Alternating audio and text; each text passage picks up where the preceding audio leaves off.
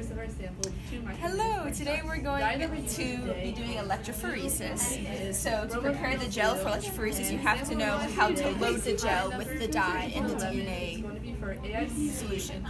So today I'm going to be teaching you how to load the well in a gel electrophoresis gel. So what you're going to use, you're going to want some parafilm.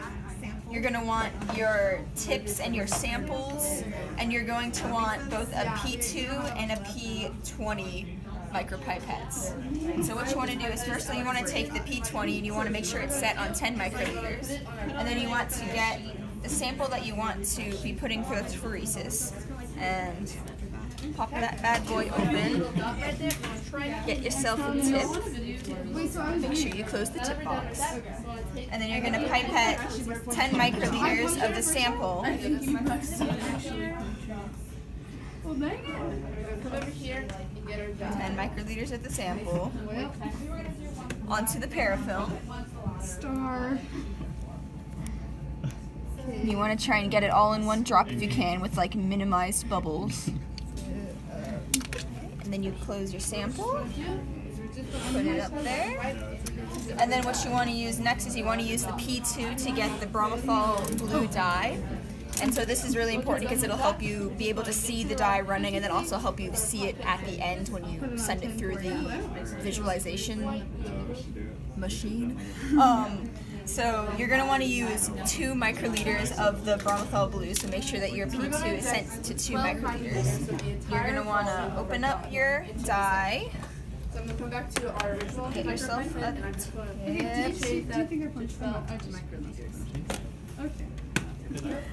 And you're going to want to pipette the 2 microliters, the 2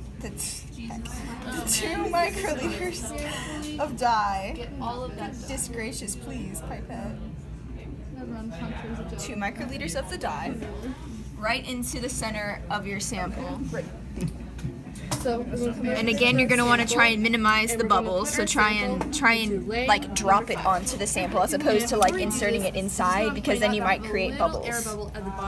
So then you close your dye, and then using the same pipette, you're going to want to pipette the sample with the tip up and down to mix the dye into the sample.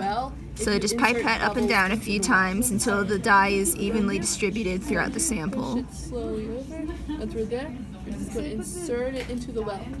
And after you think it's mixed pretty well, then you can put this back down. You're going to take up your P20 again, set it to 12 microliters. So gotta go up, and then you're finished.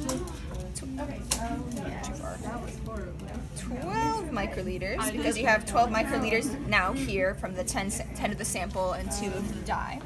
And you're going to want to get a new tip, and you're going to want to load the sample into your pipette, as much of it as you can, and try and avoid the bubbles if you have any. And then when you get over here, we're going to load this into the 5th well up here. So you might want to stabilize your hand with your arm so that you don't miss.